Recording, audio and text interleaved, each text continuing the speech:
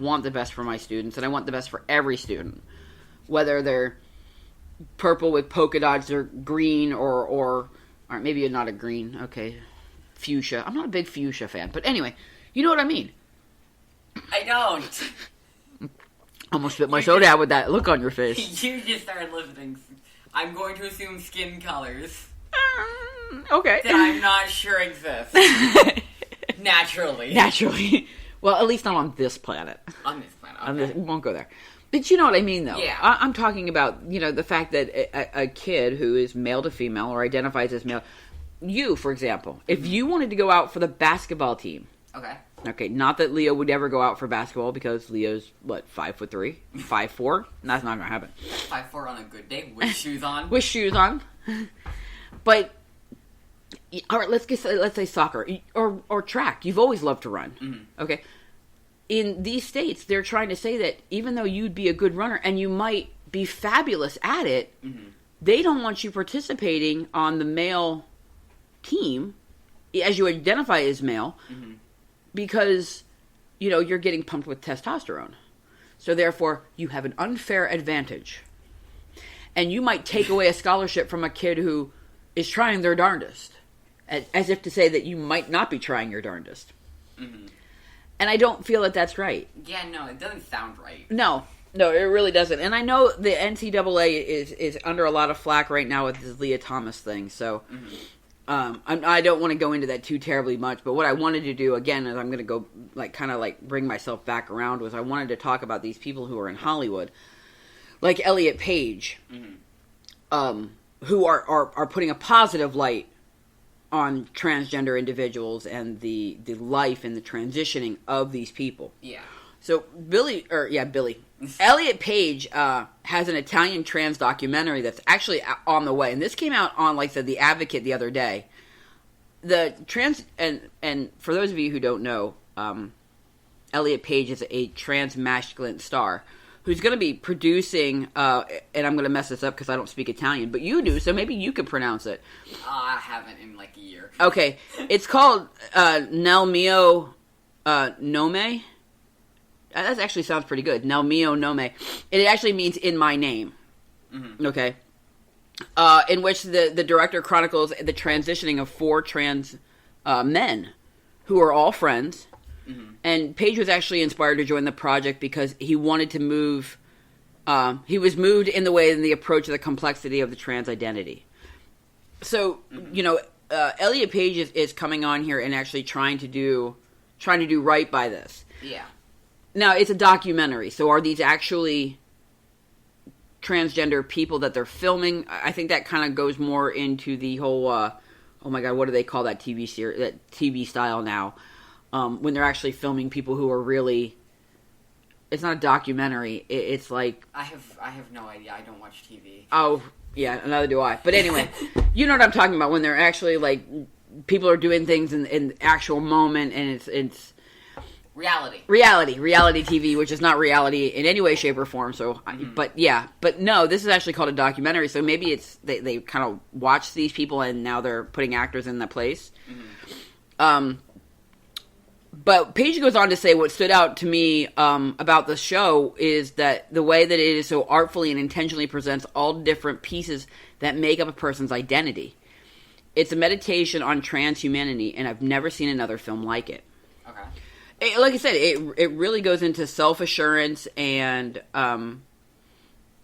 it looks like it's going to be really, really good.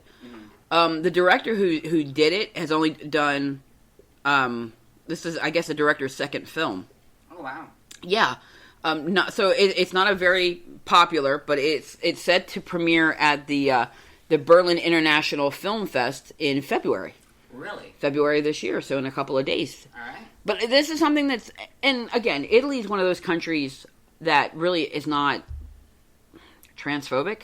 Mm-hmm. I know we talked about that word, and I'm not a big fan of that word either. Yeah. It's one of the... It honestly should be more like an ism. Like racism, transism. Sex and sexism. Transism!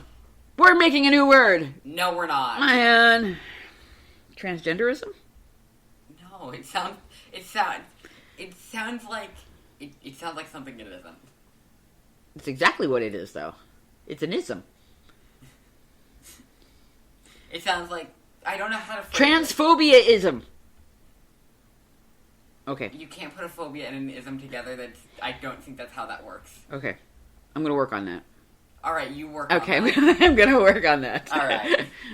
Whatever your little heart desires. It is a little one. I'm sorry. I tried to make it bigger, but the Grinch got to me first. So, thank you. Thank you. Yeah, we appreciate your opinion. I greatly appreciate your opinion. Oh, it's all the demons. I love when we have demons. So you might be hearing the dogs in the basement, and we kind of ended up having to crate everybody when we do podcasts because they just get so loud sometimes. But bless you. Thank you. Yeah. But it just happens to be that it's that time of the day when the kids are getting out of school at the local high school, and, well, we just live too close by, so the demons are barking. Mm-hmm. Yes, we refer to our dogs as demons. No, they're not really. Sometimes. Okay. One of them is. Okay, so anyway, he's been really good lately. No, he hasn't. Okay, so he says you. All right. So, then I want to go on to Amy Schneider. All right. Now, I don't know. I didn't truly look a lot at Amy Schneider's background. All right. Who she used to be. There was no reason for that. Mm-hmm. What I do want to point out, though, is that Amy Schneider is an American engineering manager. She's been on Jeopardy and won 40 episodes, 40 games. Really? Consistently. Yeah, Really? the last 40 episodes. I think she's at 1.8 million at this point. That's amazing. I'd like 1.8 million. Who wouldn't, you know? The thing of it is that, she's from Ohio. Okay. And she attended the University of Dayton. Now, like, again, the cool thing is that she, and from what I've heard from the media, I mean, like, I keep hearing the media talking about her. It was on the radio the other day. I mean, like, she's really stepping out there. And everybody's identifying Amy as Amy, she. Mm-hmm. Amy's transgender, masculine to feminine. Okay. And the thing of it is that nobody's making the error. Yeah. No one in the media is like, you know, going, oh, well, oops, I slipped, or, oh, I mean, you know, this is very, and maybe because people have gone, hey, look, don't mess this up. We do not need that PR. Yeah, right. But people are very, very, aware that, and Amy's even said, you know, one of the greatest parts about being so successful on Jeopardy is that she is able to represent the transgender community. Mm-hmm. And like I said, I find that amazing because, once again, the whole freaking world is looking at, you know, a transgender or a person who is transgender and going, dang, that's smart. Mm-hmm. Wow, look at that. You know, of course, there's those couple people who go, yeah, okay, whatever. Mm-hmm. You know, that's just a man pretending to be a woman. Yeah. But it's not. Mm-hmm. So what do you think? I mean, like, we have pictures. Now, we pulled up the internet here, of course, and we have the picture of Jeopardy and what have you, but... If you had shown me a picture of Amy and asked me, do you think this is a transgender individual? Mm-hmm. I would have said no. So I'm going to pull up... now, Amy is by far the furthest along female that there is. And by furthest along, I mean that Amy is... I think she's like number 2 as far as highest ranking. All right. Coming in behind Ken... Ken, I'm sorry, I forgot your last name. I shouldn't really do that because that's just horrible, but... he was the all-time winner, and he's won like 100 and some odd... times. She's 140. And but I think she'll get up there. I think, and I'm not really worried about her getting up there so much as I am, like I said, she's the number 1 ranked female winner. She's transgender. She's brilliant. Mm-hmm. And I'm going to say, you know, just looking at these pictures, she's, this is going to sound horrible, but she's grandma adorable. Mm-hmm. And Amy, if you're listening, I truly apologize. I mean, if you take offense to Grandma Adorable, but, you know, I find you Grandma Adorable. And, like I said, it's really, really impressive. And we're not even looking at, you know, past versus current. Mm-hmm. we're looking at Amy. We're not even looking at, we're worried about who Amy used to be. Post-transition. Is that how it's technically referred to? As post-transition? I assume so. Pre-transition. Pre-transition. Post would be after, pre is before. Okay. So pre-transition. Pre-transition. You're the you know I do better than I do. Well, and that's maybe that's one of those things that we need to look at, because this is not something that, how do you refer to yourself? Like, you don't call it a past life. It might be fun to just start referring to it as a past life. Look, we've already had that phone call where, do you remember the phone call I got from the principal because you told your friends that your dad killed your mother? In my defense, it wasn't a friend. For the record, Leo told somebody at his school that his father, me, killed his mother. Also me. I got a phone call from the principal, and the very first thing out of his mouth when I answered the phone was, "Oh, thank God you're not dead." And I was like, no, well, last I checked, I wasn't. And then I found out what was going on. And then I had to explain. I had to come out to the principal in order to calm the man down. The funny thing is he didn't even calm me down to his office. I know. He's like, I think that because, one, they're so used to, you have to realize that aside from me, you're the second one in the, they've dealt with me as a substitute in the school district. Mm-hmm. They've dealt with your sister. They know what's coming with you. They're like, they see that last name, and they're like, oh, God. Not this again. Another one. There's only 3. Tell me there's only 3. Yeah. But, yeah, I mean, so, like I said, Amy's doing phenomenal. And then again, like I said, we have, Hollywood is really actually full of, full's not the right word. There's a growing number of transgender individuals that we're seeing in Hollywood. Yeah. And it used to be that maybe a transgender didn't get a part, or they didn't come out because of their part. But now we're also starting to see transgender characters in Hollywood. We are. And again, it comes down to that transgender rights versus, human rights. Mm-hmm.